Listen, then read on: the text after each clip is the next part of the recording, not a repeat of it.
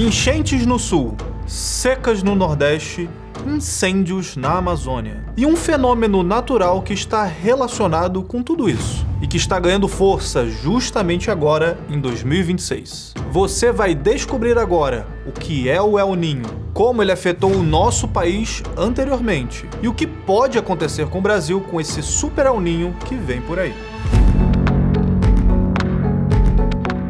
A origem do fenômeno conhecido como El Niño não começou em laboratórios com supercomputadores de previsão do tempo. Ele foi descoberto no século XVI, nas águas geladas da costa do Peru e do Equador. Muito antes do surgimento da meteorologia moderna, pescadores locais notaram um padrão curioso, que se repetia de tempos em tempos. Em determinados anos, próximo ao final de dezembro, a água do mar ficava morna de uma forma incomum. Com o aumento da temperatura da água, a quantidade de peixes diminuía drasticamente, afetando o sustento das comunidades litorâneas. E como isso acontecia perto da época de Natal, os pescadores apelidaram o fenômeno de El Niño de Navidad, em referência ao menino Jesus. Com o avanço tecnológico, a ciência moderna já consegue descrever como esse evento funciona. Em condições normais, ventos conhecidos como alísios sopram constantemente no Oceano Pacífico, empurrando a camada de água quente da superfície em direção ao oeste do oceano. Quando essa água quente é levada embora, a água fria e profunda da costa da América do Sul sobe para a superfície, um processo cheio de nutrientes que atrai multidões de peixes. No entanto, no El Niño, esse processo perde força. Os ventos alísios enfraquecem e não conseguem mover essa água quente de lugar. Uma imensa bolha de água aquecida permanece represada perto da América do Sul. A água evapora em um volume muito maior, alterando a circulação do ar em todo o planeta e modificando a formação das tempestades. Essas tempestades, inclusive, podem atingir as camadas mais altas da atmosfera. As ondas provocadas por esse movimento se espalham e alteram a circulação atmosférica, fazendo com que os efeitos do El Niño sejam sentidos a milhares de quilômetros de distância. E é por isso que o fenômeno pode provocar, ao mesmo tempo, secas em determinadas regiões e chuvas intensas em outras. Para medir essa variação, a NOAA, que é a agência americana responsável por monitorar o oceano e a atmosfera, usa uma rede de boias flutuantes espalhadas pelos oceanos. Quando a temperatura da água no Pacífico permanece meio grau acima da média histórica por 5 meses seguidos, o El Niño é confirmado. E a escala tem 4 níveis: o fraco, o moderado, o forte e o muito forte. Esse último é quando o aquecimento passa de 2 graus acima da média. É esse nível máximo que recebe o nome popular de Super El Niño. Em 2026, subiu para 95% as chances deste fenômeno acontecer com a força total.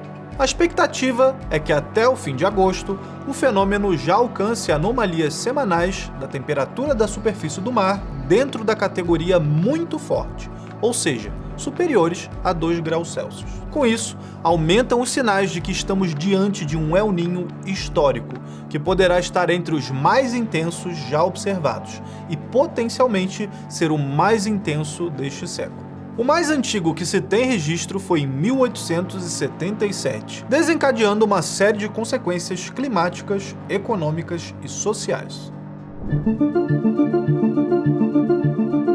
Apesar do nome ameaçador, o Super El Niño não é um fenômeno corriqueiro. Nos últimos 150 anos, isso aconteceu apenas 4 vezes. Nos anos de 1877 e 1878, 1982, 1983, 1997, 1998 e 2015, 2016. Se as projeções para 2026 se confirmarem, o planeta enfrentará o 5º episódio dessa intensidade. E o histórico mostra que toda vez que o Pacífico atingiu esse nível de aquecimento, o Brasil sentiu impactos profundos.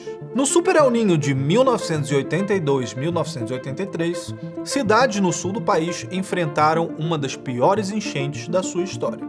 Foram dias seguidos de chuva ininterrupta, bairros inteiros isolados e alagados por um mês inteiro, sem energia elétrica, água potável ou comunicações. Enquanto o sul cobria-se de água, o Nordeste vivia o oposto. Uma seca severa que queimou lavouras, secou rios e forçou o deslocamento de milhares de famílias. Em 1997 e 1998, o cenário voltou a se repetir. Na Amazônia, a seca extrema reduziu o nível dos rios, paralisando o transporte de mercadorias e de pessoas.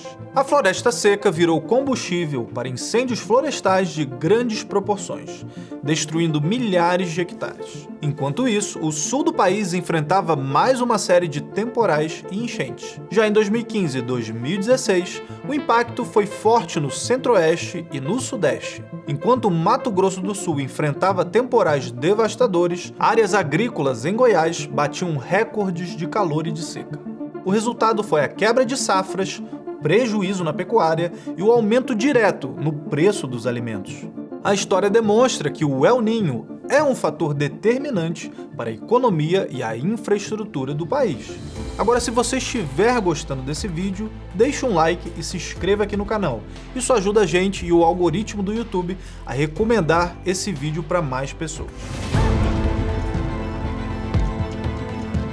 Bom, diante do avanço do Super El Niño em 2026, a pergunta que surge é a seguinte: o que o Brasil pode esperar nos próximos meses e quais serão as consequências diretas na vida do cidadão comum?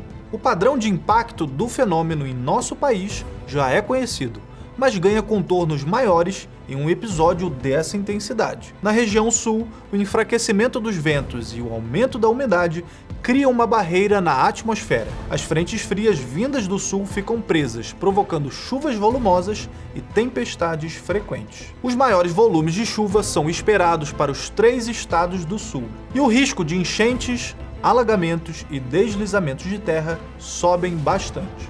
Já nas regiões norte e nordeste, o efeito é o inverso. A mudança na circulação do ar impede a formação de nuvens de chuva, aumentando a estação de seca. Na Amazônia, o baixo nível dos rios dificulta o transporte de alimentos e de remédios para as comunidades mais isoladas.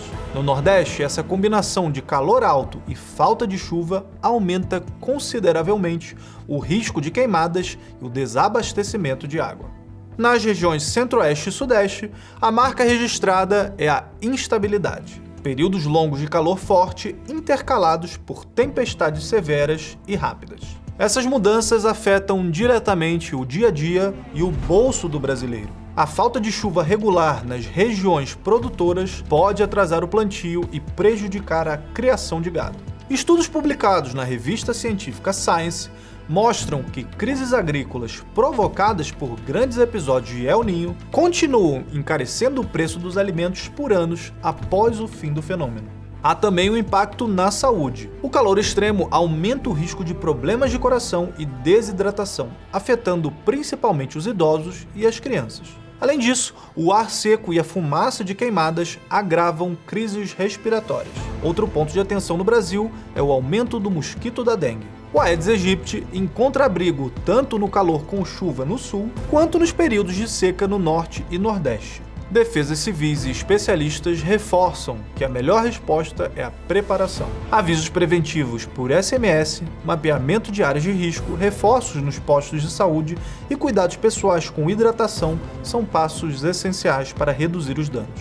O Super El Niño é um lembrete de que não controlamos a natureza, mas podemos nos preparar para enfrentar os seus efeitos. E se você quer se aprofundar em temas diversos do Brasil e do mundo e tem sede de conhecimento, a BP é o seu lugar. Clique no link da descrição ou aponte o seu celular para o QR Code que está aparecendo aí na tela e aproveite tudo que a nossa plataforma tem a oferecer. Ao assinar, você garante acesso a mais de 100 produções originais, cursos com os melhores professores do país e um catálogo de filmes selecionados que respeitam a sua inteligência. Aproveite o plano mensal da Brasil Paralelo, uma condição exclusiva para quem está assistindo a esse vídeo aqui. Mas atenção, hein? Essa oferta aí, ela só está disponível para quem está assistindo esse vídeo aqui pelo link da descrição ou pelo QR Code na tela e ela pode sair do ar a qualquer momento. Nos ajude a continuar fazendo o trabalho que poucos têm coragem de fazer. Nós contamos com você. Muito obrigado e até breve.